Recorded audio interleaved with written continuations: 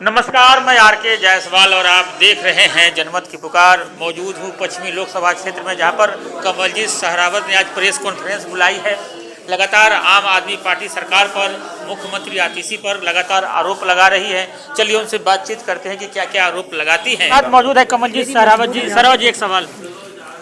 अरविंद केजरीवाल लगातार घोषणा पर घोषणा कर रहे हैं। पहले महिला सम्मान योजना, फिर बुजुर्गों के लिए योजना, अब पुजारियों और ग्रंथियों के लिए योजना। कैसे देखती हैं आप इसे?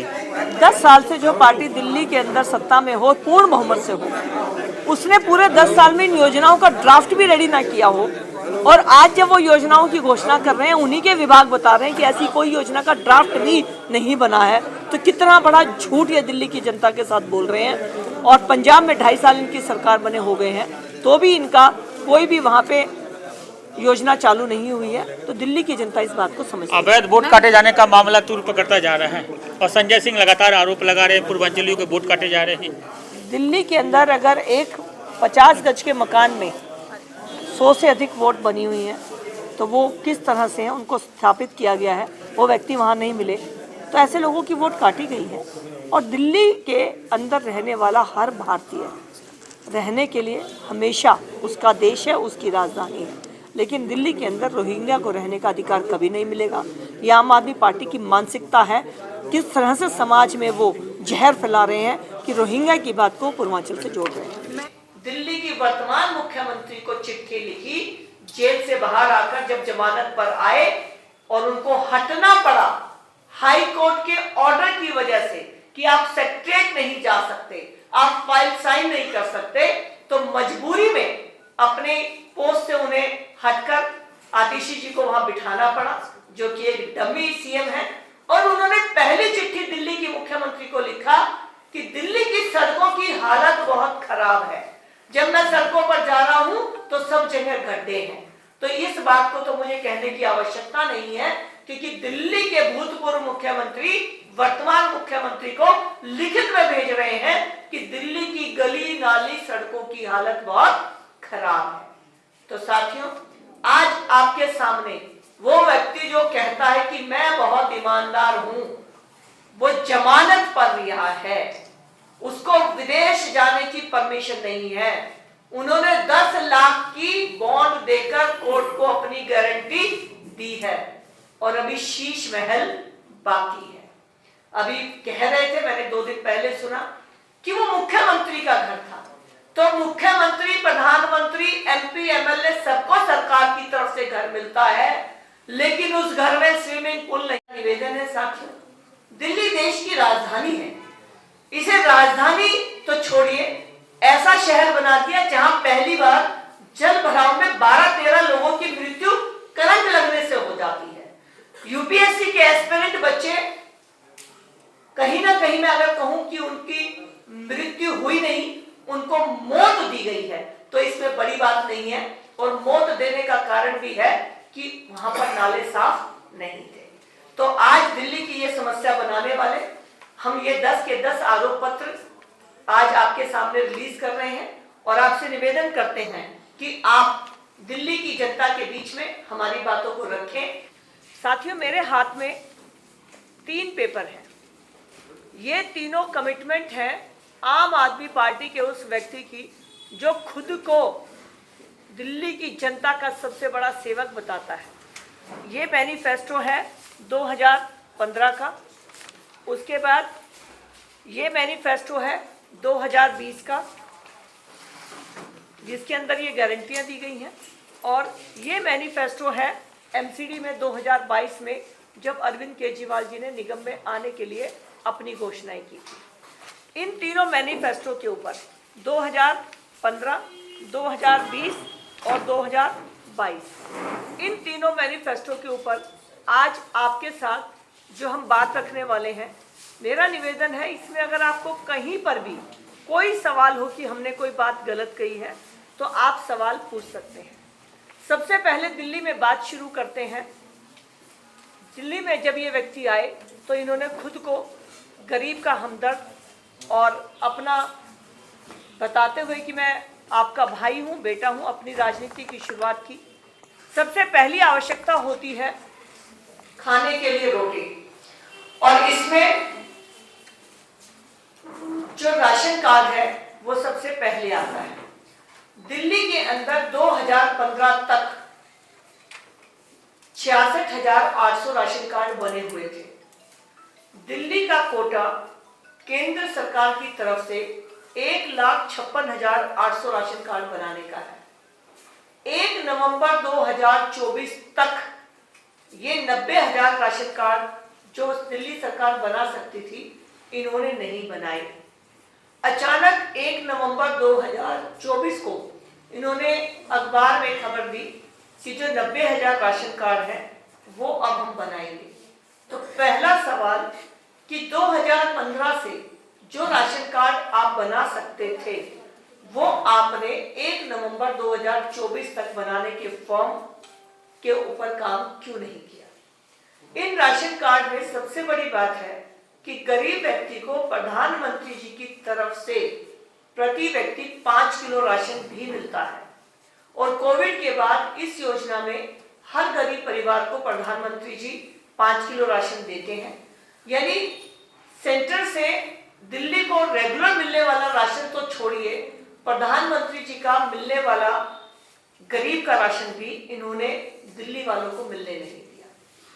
बुजुर्गों को पेंशन, जो हमारे सीनियर सिटीजन होते हैं उनको अपना छोटा मोटा खर्च करने के लिए एक राशि की आवश्यकता होती है और ये पहली बार नहीं है। दिल्ली सरकार का जब से गठन हुआ है या किसी भी सरकार का जब गठन होता है तो उसके अंदर बुजुर्गों को पेंशन दी जाती है, लेकिन दिल्ली सरकार ने 2016 से इनके पास 3 लाख से ऊपर फॉर्म भरे हुए हैं, किसी बुजुर्ग को पेंशन का फॉर्म अप्रूव नहीं किया। दिल्ली में लास्ट माइल कनेक्टिविटी और बस की बात करते हुए अरविंद केजरीवाल जी ने कहा था, ये 2015 के उनके मैनिफेस्टो में लिखा हुआ है कि हम दिल्ली में 11,000 नई बसें लेकर आएंगे। लेकिन साथियों, आज जब हम 2024 के आखिरी दिन बैठे हैं, 31 दिसंबर 2024, दिल्ली सरकार ने एक भी बस नहीं खरीदी। और अगर केंद्र से मिलने वाली सहायता की बात करूं तो 940 बस फेमा की तरफ से इन्हें इलेक्ट्रिक बसें मिली हैं, क्योंकि दिल्ली में पॉल्यूशन बहुत था तो सेंट्रल गवर्नमेंट की तरफ से ये 900 से अधिक बसें दिल्ली को दी गई, लेकिन दिल्ली सरकार ने कोई बस नहीं खरीदी। मेट्रो 500 किलोमीटर की इसकी लिमिट होनी चाहिए थी, लेकिन मेट्रो के लिए कोई बजट दिल्ली सरकार ने एलोकेशन करके सेंक्शन नहीं किया। बल्कि आपको ध्यान होगा कि मेरठ के लिए जो RRTS सिस्टम बनना था उसके लिए भी अरविंद केजरीवाल जी ने फंड देने से मना कर दिया, जो रीजनल रेलवे ट्रैफिक हमारा कंट्रोल करता है। और सुप्रीम कोर्ट के कहने पर ये फंड्स को एलोकेट किया गया, जब कोर्ट ने कहा कि आपके पास एडवर्टाइजमेंट का पैसा है लेकिन दिल्ली के लोगों को, आसपास NCR के लोगों को एक RRTS सिस्टम मिल पाए, इसके लिए आप पैसा नहीं दे रहे हैं। तो कोर्ट के ऑर्डर के बाद RRTS सिस्टम के लिए पैसा दिल्ली सरकार ने अपना हिस्सा दिया और जिसका उद्घाटन कुछ ही दिनों में प्रधानमंत्री जी करने वाले हैं। CCTV कैमरा और वाईफाई, दिल्ली में हर गली मोहल्ले में वाईफाई मुफ्त मिलेगा और 15 लाख CCTV कैमरे लगेंगे। ये अरविंद केजरीवाल जी का बहुत बड़ा एक वादा था, दावा था।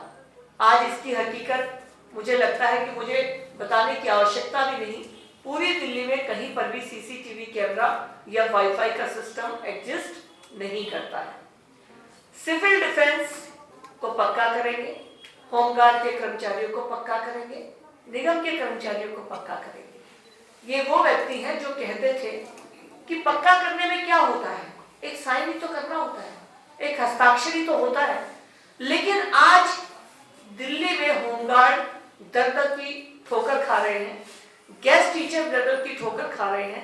किसी को भी पक्का करने का एक भी प्रपोजल दिल्ली सरकार की तरफ से नहीं गया है। किसानों को दिल्ली सरकार ने किसानी का दर्जा भी नहीं दिया। प्रधानमंत्री नरेंद्र मोदी जी ने लगातार किसानों के हित में अनेक योजनाओं को लागू किया, लेकिन दिल्ली में उसका फायदा नहीं मिल पाया, क्योंकि दिल्ली के किसानों को किसानी का दर्जा ही नहीं है। और अगर आप नजफगढ़ के गांव में जाएंगे तो ट्यूबवेल का कनेक्शन नहीं मिलता है। और दिल्ली में अभी भी जो हमारे किसान हैं उनके खाद के ऊपर, बीज के ऊपर कोई सब्सिडी नहीं मिलती। दिल्ली देहात में दिल्ली सरकार की तरफ से ऑल्टरनेट प्लॉट दिए जाने थे। दिल्ली लैंड रिफॉर्म एक्ट के अंदर ये प्रोविजन है कि दिल्ली सरकार अगर कभी भी कोई लैंड एक्विजिशन करती है तो बदले में उनको ऑल्टरनेट प्लॉट देने होते हैं। आपको ये जानकर हैरानी होगी कि दिल्ली सरकार में आम आदमी पार्टी आने के बाद ऐसे प्लॉटों का आवंटन बंद कर दिया गया है।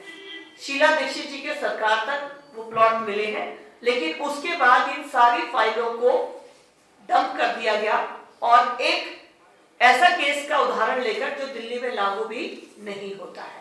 तो दिल्ली देहात के साथ इतना भेदभावपूर्ण व्यवहार इन्होंने किया है। बिजली कंपनी को हम रेगुलेट करेंगे, ये 2015 के इनके मैनिफेस्टो में इनका सबसे बड़ी घोषणा थी। लेकिन बिजली कंपनियों के साथ साठगांठ करी और दिल्ली की जनता को फिक्स चार्ज और पीपीएसी चार्जेस देने पर मजबूर किया। पीपीएसी चार्जेस मतलब power purchase agreement contract. Delhi में अगर महंगी बिजली होगी तो रेट ज्यादा होंगे, अगर रेट कम होंगे तो हमारे बिजली की जो दर है वो भी कम होनी चाहिए। लेकिन पीपीएसी के बहाने केजरीवाल सरकार ने बिजली कंपनियों के साथ साठगांठ की और अब खुद पीपीएसी को कम करने के लिए एलजी साहब ने रेगुलेट करने की बात कही है। और दिल्ली में बहुत खुशकिस्मती की बात है कि एलजी साहब ने ये लागू भी करा दिया और पावर परचेज एग्रीमेंट कॉन्ट्रैक्ट की शर्तों को चेंज कर दिया गया और अब दिल्ली में अगले महीने से बिजली के बिलों में 30 से लेकर 50% की कमी देखने को मिलेगी।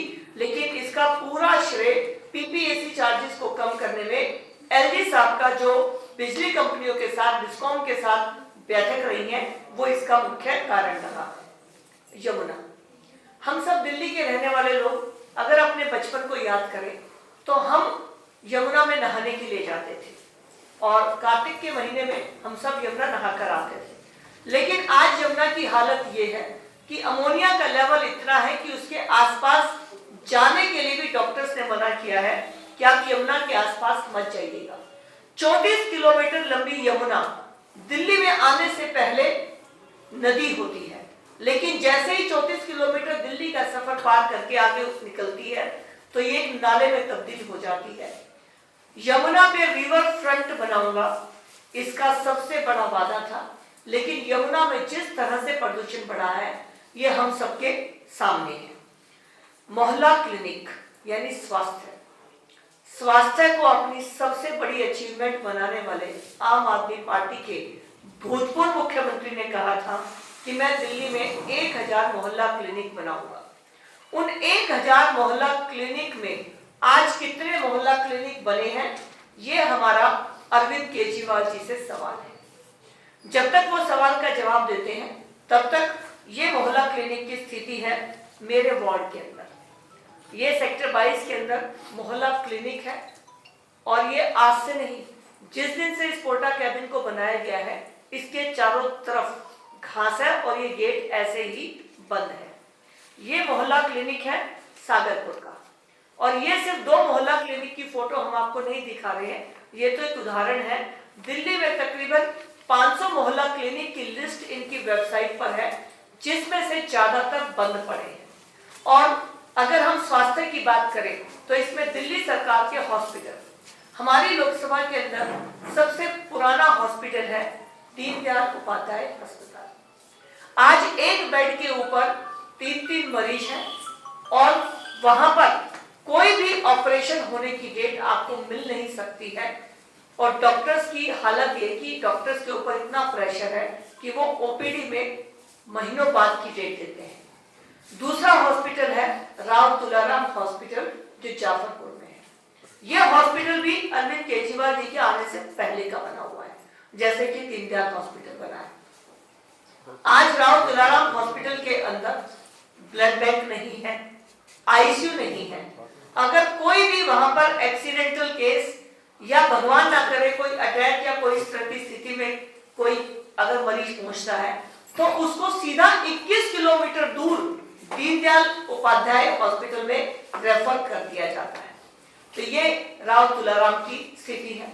इंदिरा गांधी हॉस्पिटल जो द्वारका सेक्टर 20 में है, उसका शिलान्यास और बजट एलोकेशन इंदिरा गांधी जी ने किया, इंदिरा गांधी जी के नाम पर शीला दीक्षित जी ने किया था, लेकिन आज तक उस हॉस्पिटल में वहां पर आईसीयू मशीन, आईसीयू के बेड, वेंटिलेटर बेड, कोई भी सुविधा नहीं है।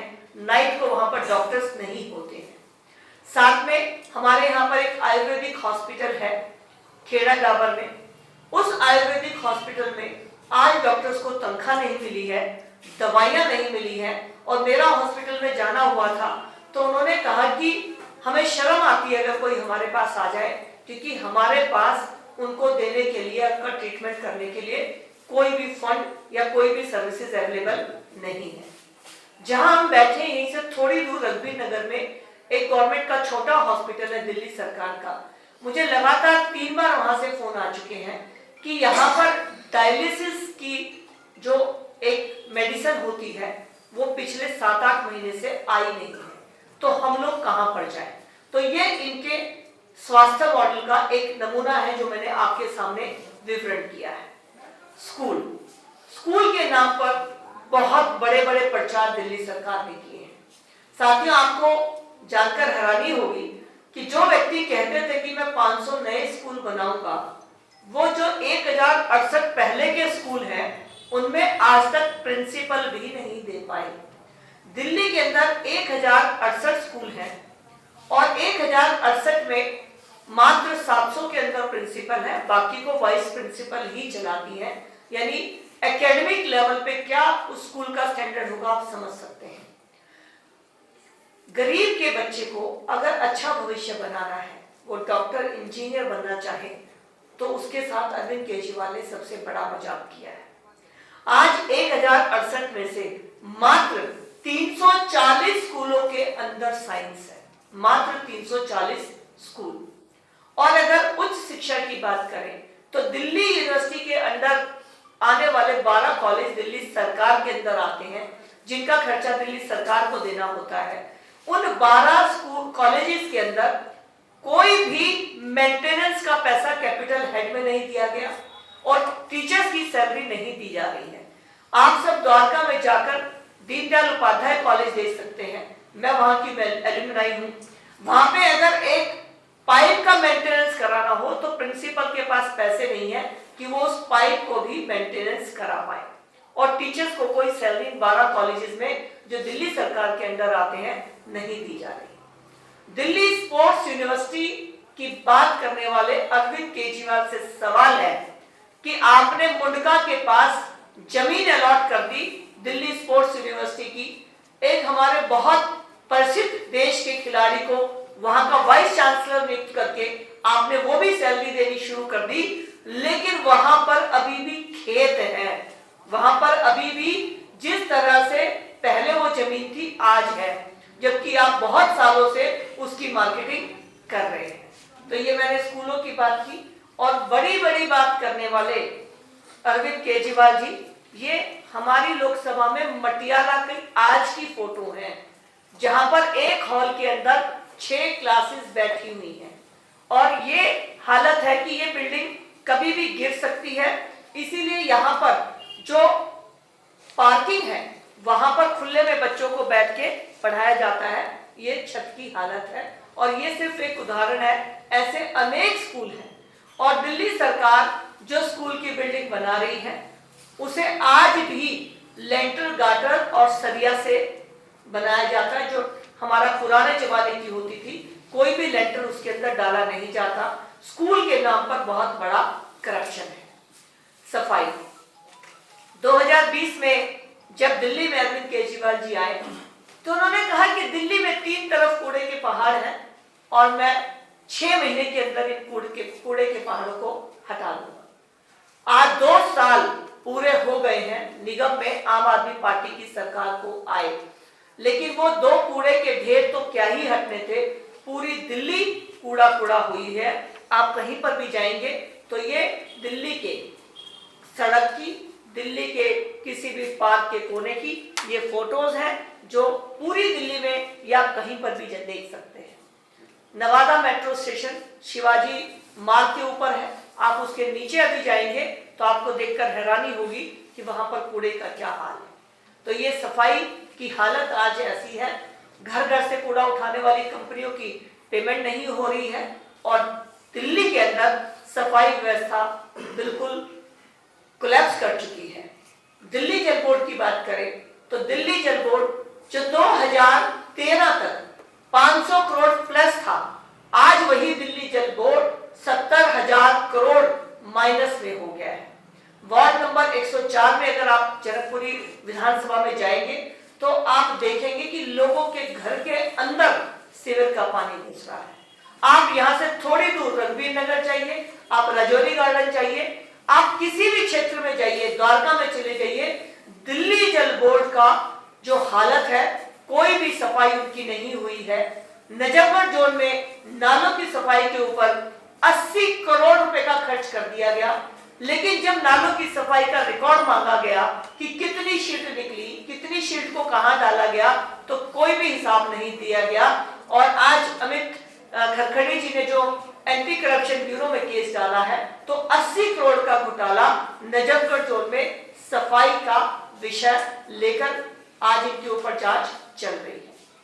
पॉल्यूशन, हम सब दिल्ली वासी हैं, हमने अपने बचपन में होली दिवाली की छुट्टियां देखी थी, लेकिन दुर्भाग्य की बात है कि आज हमारी छोटे छोटे बच्चों की नई पीढ़ी को दिल्ली में पॉल्यूशन की छुट्टियां देखनी पड़ रही है।